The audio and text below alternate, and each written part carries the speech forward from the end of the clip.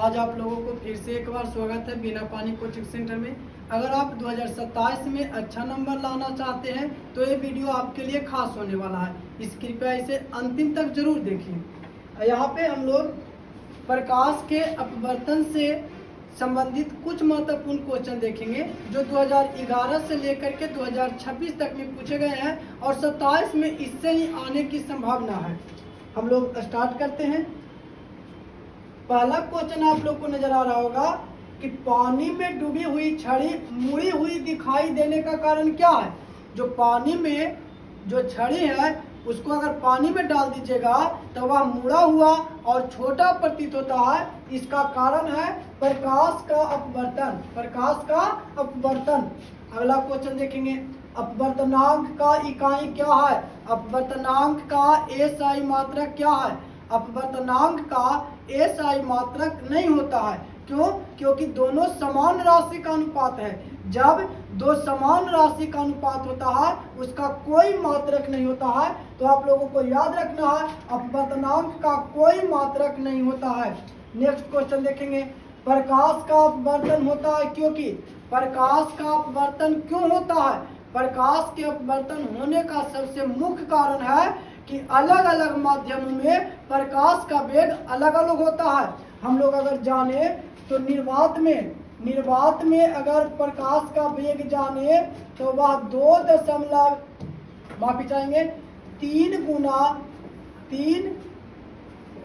3 गुना 10⁸ metre प्रति second होता है। हवा में अगर बात किया जाए लगभग इसके बराबर होता है, लेकिन एकरूट का बात किया जाए तो 2.99 गुने 10⁸ मीटर प्रति सेकंड होता है। अगर जल का बात किया जाए तो 2.25 गुने 10⁸ मीटर प्रति सेकंड होता है। अगर कांच का बात किया जाए तो कांच में प्रकाश का वेग 2 गुना 10⁸ मीटर प्रति सेकंड होता है। और सभी माध्यमों में प्रकाश का वेग अलग अलग होने के कारण ही प्रकाश के अपवर्तन का घटना होता है। तो प्रकाश के अपवर्तन होता है क्योंकि प्रकाश के गति में परिवर्तन होता है। प्रकाश के गति में परिवर्तन होने के कारण प्रकाश का अपवर्तन होता है। अगला क्वेश्चन बच्चों, निम्नलिखित में कौन सा प्रकाश के लिए अपेक्षाकृत सघन माध्यम है। अगर कहा जाए सघन माध्यम याद रखना है आप लोगों को कि सघन माध्यम और एक होता है विरल माध्यम। ये दोनों कभी अलग अलग नहीं आएगा। जब भी आएगा दोनों साथ में आएगा। जैसे आएगा कांच और पानी। मान लिया जाए कांच और पानी, तो पानी जो हमारा होगा वह हो जाएगा विरल माध्यम। पानी हमारा विरल माध्यम और कांच हमारा सघन माध्यम। सघन और विरल का तुलना कैसे होता है। जिस माध्यम में प्रकाश का वेग अधिक होता है उसे विरल माध्यम कहते हैं और जिस माध्यम में प्रकाश का वेग कम होता है उसे हम सघन माध्यम कहते हैं। बच्चों तो याद रखना, निम्नलिखित में कौन सा प्रकाश के लिए अपेक्षाकृत सघन माध्यम है। तो ऑप्शन के अनुसार जो होगा बच्चों वह केरोसिन होने वाला है। कौन सा होगा? केरोसिन। आगे है, पिन होल कैमरा में क्या बनता है। पिन होल कैमरा में प्रतिबिंब बनता है। वास्तविक और उल्टा प्रतिबिंब बनता है। याद रखना है पिन होल कैमरा में क्या बनता है तो प्रतिबिंब बनता है बच्चों। अगला, निम्नलिखित में आवर्धक शीशा कौन सा है। आवर्धक वैसा शीशा जो वस्तु का बड़ा प्रतिबिंब बनाएगा। तो वस्तु का बड़ा प्रतिबिंब अगर लेंस का बात किया जाए बच्चों तो वह हमारा होगा उत्तल लेंस होगा। कौन सा होगा बच्चों? उत्तल लेंस। याद रखना निम्नलिखित में से आवर्धक शीशा जो है वह उत्तल लेंस है। आवर्धक शीशा में उत्तल लेंस का प्रयोग किया जाता है। जो बातें हम पॉइंट में लिखेंगे उसको आप लोग नोट करते हुए चलिएगा।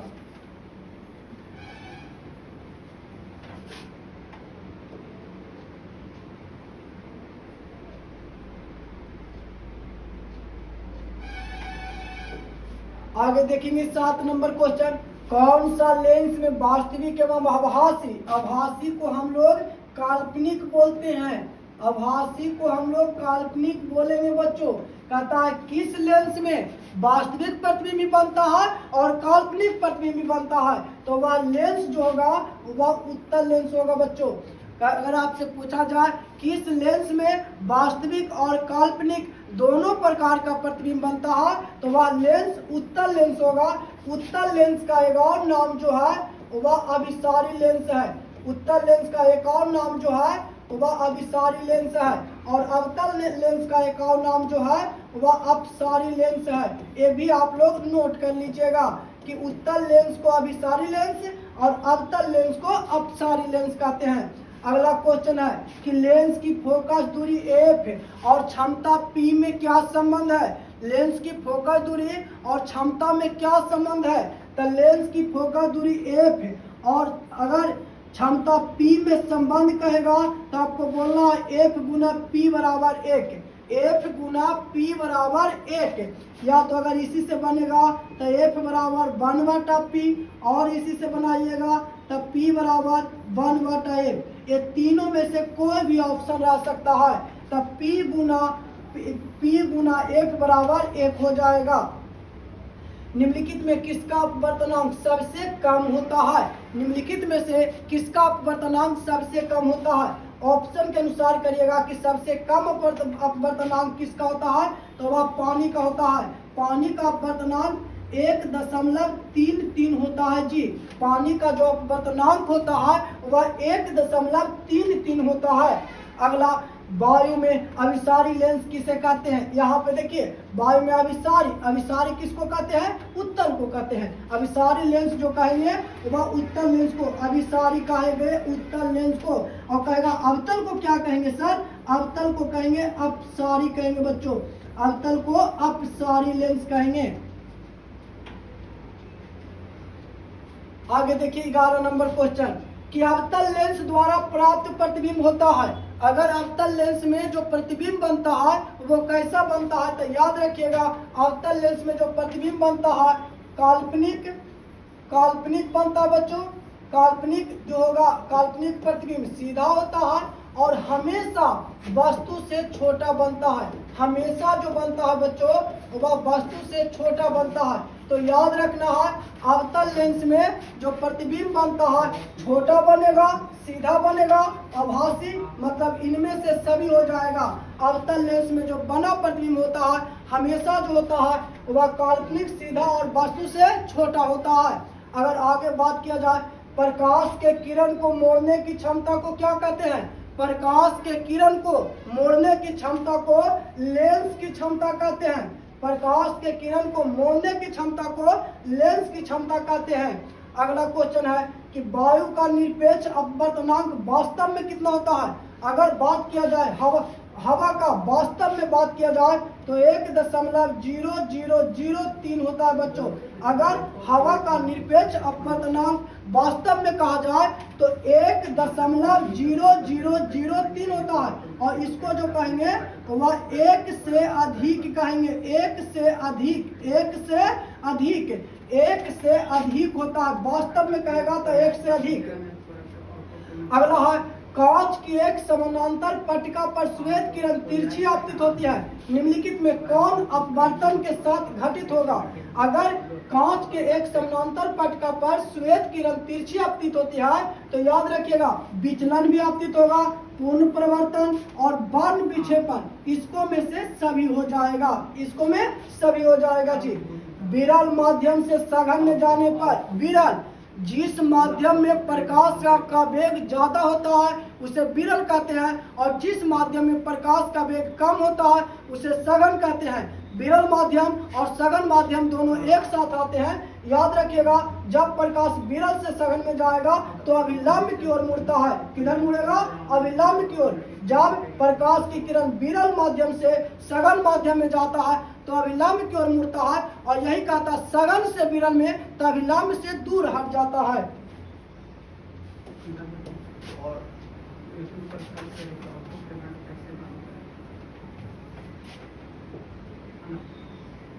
आगे का क्वेश्चन 16 नंबर क्वेश्चन देखेंगे बच्चों कि सघन माध्यम से विरल माध्यम में गमन करने पर।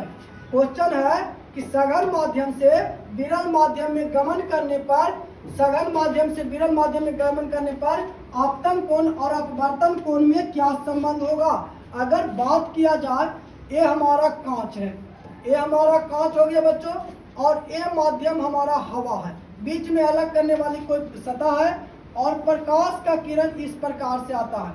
इसको जाना चाहिए था इस प्रकार से, लेकिन जाएगा यह इस प्रकार से जी, और ये हमारा अभिलंब होगा, अभिलंब। तो आपको लोग देख सकते हैं ए वाला कोण जो है या आई, और ए वाला जो कोण है वह आर, और आर बड़ा है। कब आर बड़ा होगा? जब सघन से कहाँ जाएगा? विरल में। जब आर बड़ा होगा, जब सघन से कहाँ जाएगा? विरल में। सघन से विरल, आर धने बड़ा, आर बड़ा हो जाएगा। हीरे का अपवर्तनांक कितना होता है? हीरा का अपवर्तनांक जो है वह 2.42 होता है। सबसे अधिक अपवर्तनांक कहेगा तो वह हीरा का सबसे अधिक अपवर्तनांक किस माध्यम का होता है? हीरा का होता है। और कितना होता है?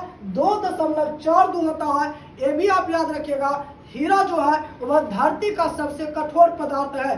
धरती का सबसे कठोर पदार्थ जो है वह हीरा है बच्चों।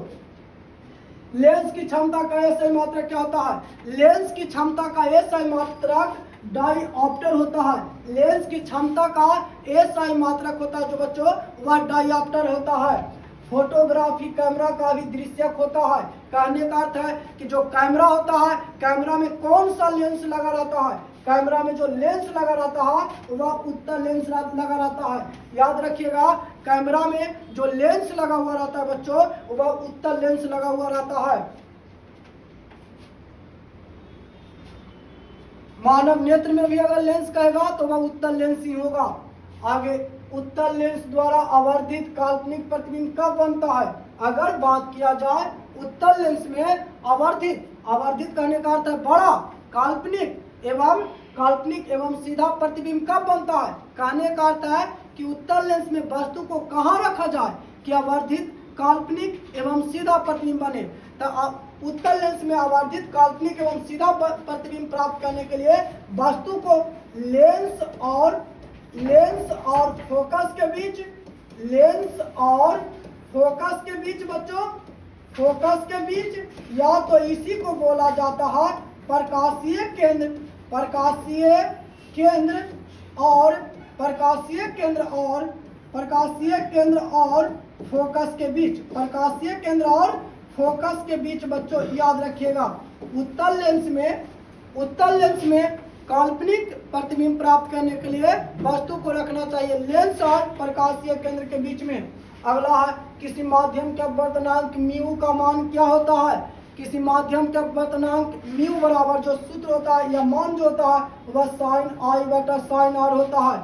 आपतन कोण की ज्या और अपवर्तन कोण की ज्या के अनुपात को अपवर्तनांक कहते हैं। आपतन कोण की ज्या और अपवर्तन कोण की ज्या के अनुपात को हम लोग अपवर्तनांक कहते हैं। अपवर्तनांक बराबर साइन आई बटा साइन आर होता है। 2D क्षमता वाले फोकस वाले लेंस का फोकसांतर क्या होगा? फोकसांतर कहने का अर्थ बच्चों फोकस दूरी क्या होगा? एक लेंस है जिसकी क्षमता 2D है, 2 डायोप्टर है। एक लेंस है जिसकी क्षमता 2 डायोप्टर है और उसका फोकसांतर क्या होगा? देखिए, P बराबर कहा है 2D, P बराबर 2D, F बराबर भार। आप लोगों को बताएं कि F बराबर होता है 1/P मीटर। तो यहाँ पे हो जाएगा 1/2 मीटर, मतलब ये हो जाएगा 0.5 मीटर। और इसको जब बदलिएगा 0.5 को अगर सेंटीमीटर में बदलिएगा तो ये हो जाएगा 50 सेंटीमीटर। याद रखिएगा, अगर कोई लेंस की क्षमता 2 डायोप्टर है तो उसका फोकसांतर जो होगा वह 50 सेंटीमीटर होगा। निम्नलिखित में कौन सा पदार्थ लेंस बनाने के लिए प्रयोग नहीं किया जा सकता है?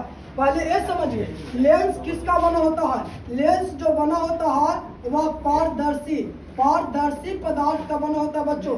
जो लेंस बना होता है वह पारदर्शी पदार्थ का बना होता है। पारदर्शी पदार्थ जल हमारा लेंस बनाने में प्रयोग किया जा सकता है। कांच भी किया जा सकता है, प्लास्टिक भी किया जा सकता है, मिट्टी नहीं किया जा सकता है, क्योंकि मिट्टी पारदर्शी पदार्थ नहीं है। मिट्टी पारदर्शी पदार्थ नहीं है, इसलिए मिट्टी का उपयोग लेंस बनाने में नहीं किया जा सकता है।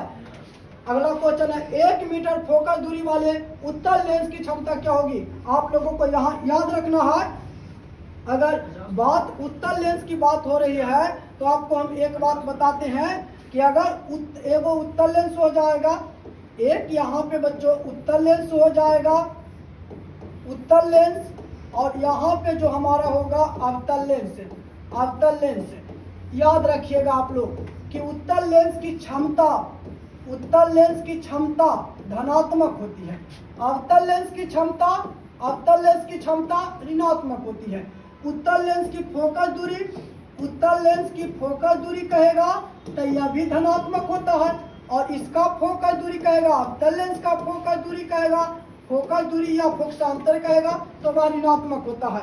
अब 1 मीटर फोकस दूरी वाले उत्तल लेंस की क्षमता P बराबर आप लोगों को पहले बताए 1/8, तो यहाँ पे 1/1 मतलब 1 मीटर हो जाए, सॉरी 1 डायोप्टर हो जाएगा, 1 डायोप्टर होगा। अब कौन लेंस है? उत्तल लेंस है, प्लस में 1 डायोप्टर होगा, तो 1 डायोप्टर, 1 मीटर फोकस दूरी वाले उत्तल लेंस की क्षमता जो होगा वह 1 डायोप्टर होगा बच्चों। अगला, अवतल लेंस का आवर्धन बराबर क्या होता है? आवर्धन का परिभाषा कहता है कि प्रतिबिंब की ऊंचाई और वस्तु के ऊंचाई के अनुपात को आवर्धन कहते हैं। प्रतिबिंब की ऊंचाई और वस्तु के ऊंचाई के अनुपात को आवर्धन कहते हैं, या प्रतिबिंब दूरी और वस्तु दूरी के अनुपात को आवर्धन कहते हैं। आवर्धन बराबर, आवर्धन m बराबर जो सूत्र होता है, आवर्धन m बराबर जो सूत्र कहिएगा H2/H1 या तो V/U होता है, V/U याद रखना है। यहाँ पे आवर्धन का सूत्र 2 हो जाएगा, H2/H1 या V/U। अवतल लेंस का आवर्धन का है, अवतल लेंस V/U हो जाएगा।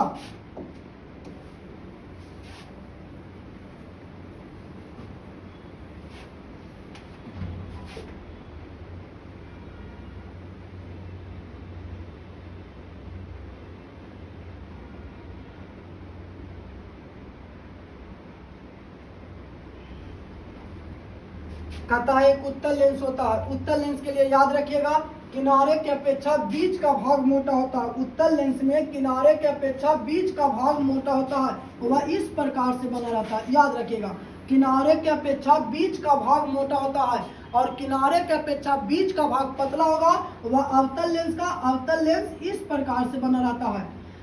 अगला कहता है सरल सूक्ष्मदर्शी में किसका उपयोग होता है? सरल सूक्ष्मदर्शी में जो प्रयोग किया जाता है बच्चों, वह जो किया जाता है उत्तल लेंस का। सरल सूक्ष्मदर्शी माइक्रोस्कोप का प्रयोग छोटा वस्तु को बड़ा करके देखने में किया जाता है, और छोटा को बड़ा जो लेंस कर सकता है वह उत्तल लेंस होगा। प्रकाश के अपवर्तन के कितने नियम है? प्रकाश के अपवर्तन के 2 नियम है। प्रकाश के अपवर्तन के 2 नियम है। किस लेंस के द्वारा सिर्फ काल्पनिक प्रतिबिंब बनता है, किस लेंस के द्वारा केवल काल्पनिक प्रतिबिंब? तो याद रखिएगा अवतल लेंस। अवतल लेंस के द्वारा केवल काल्पनिक प्रतिबिंब बनता है। अगर प्रकाश के अपवर्तन के नियम की बात किया जाए, एक कहता आपतित किरण, अपवर्तित किरण तथा आपतन बिंदु पर डाला गया लंब, तीनों एक ही अनुपात में, तीनों एक ही बिंदु पर होता है। और दूसरा कहता आपतन कोण की जया और अपवर्तन कोण की जया एक नियतांक राशि होता है, जिसे स्नेल का नियम भी कहा जाता है बच्चों।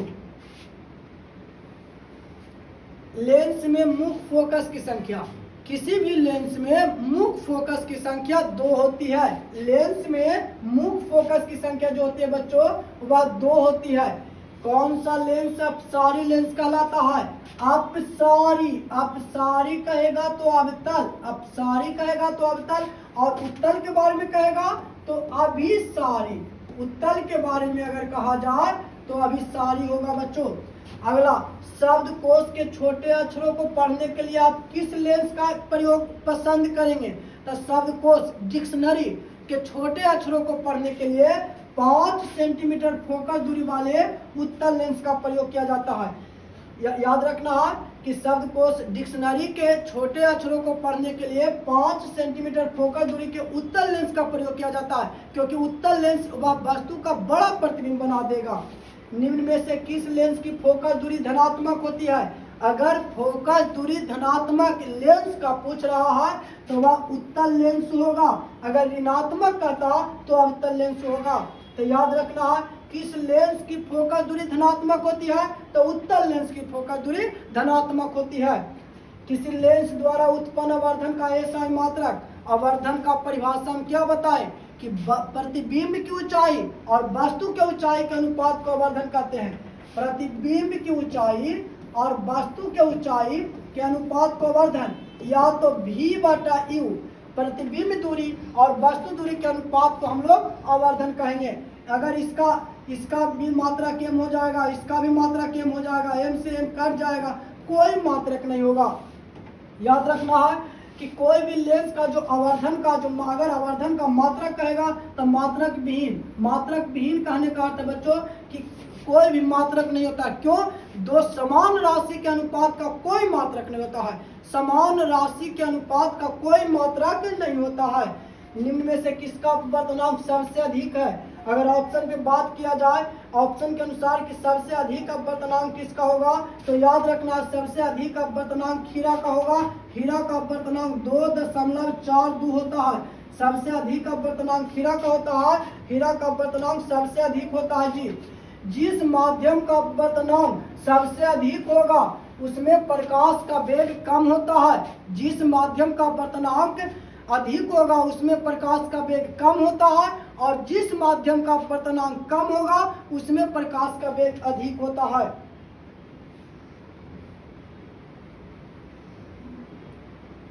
कहता है किसी वस्तु से निकलकर किरणें किसी लेंस से अपवर्तित होकर जिस बिंदु पर मिलती है। अगर बात कर रहा है वस्तु से निकलकर की किरणें लेंस के जिस ओर मिलती है, जिस बिंदु पर, उसे हम लोग प्रतिबिंब बिंदु कहते हैं। याद रखिएगा, कौन बिंदु कहेंगे?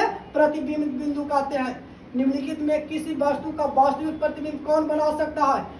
लेंस में वास्तविक प्रतिबिंब कौन बना सकता है? तो वह बना सकता है उत्तल लेंस। लेंस में वास्तविक प्रतिबिंब जो बना सकता है, कौन लेंस बनाएगा? उत्तल लेंस बनाएगा बच्चों। तालाब के जल का कम गहरा दिखाई देना, तालाब का जो जल है वह कम गहरा दिखाई देने का कारण है वह प्रकाश का अपवर्तन। तालाब का जो जल पानी जो है वह कम गहरा दिखाई देने का कारण है प्रकाश का अपवर्तन। प्रकाश का अपवर्तन प्रकाशीय भ्रम को दर्शाता है, रहेगा कुछ और दिखाएगा कुछ, प्रकाश का अपवर्तन। लेंस सूत्र क्या होता है? लेंस सूत्र याद रखिएगा, जो लेंस सूत्र होता है बच्चों, लेंस सूत्र 1/f बराबर 1/v माइनस 1/u। f हमारा फोकस दूरी हो जाएगा, u हमारा प्रतिबिंब दूरी हो जाएगा, प्रतिबिंब दूरी, और u जो होगा वस्तु दूरी, या तो इसी को बोला जाता है बिंब दूरी, वस्तु को ही बिंब बोला जाता है। आप याद रखिएगा, फोकस दूरी, प्रतिबिंब दूरी और वस्तु दूरी के बीच संबंध बताने वाले सूत्र को लेंस सूत्र कहते हैं। लेंस सूत्र 1/f बराबर 1/v माइनस 1/u होता है। अगला है उत्तल लेंस में वस्तु के बराबर आकार का प्रतिबिंब प्राप्त करने के लिए, उत्तल लेंस में वस्तु के बराबर आकार का प्रतिबिंब प्राप्त करने के लिए वस्तु को 2f पर फोकस के दुगना पर रखा जाता है, दुगना पर रखा जाता है बच्चों। कहता है कि उत्तल लेंस में वस्तु के बराबर आकार का प्रतिबिंब प्राप्त करने के लिए वस्तु को फोकस के दुगनी दूरी पर रखा जाता है। जब फोकस के दुगनी दूरी पर रखते हैं तो प्रतिबिंब वस्तु के बराबर आकार का वास्तविक एवं उल्टा बनता है बच्चों।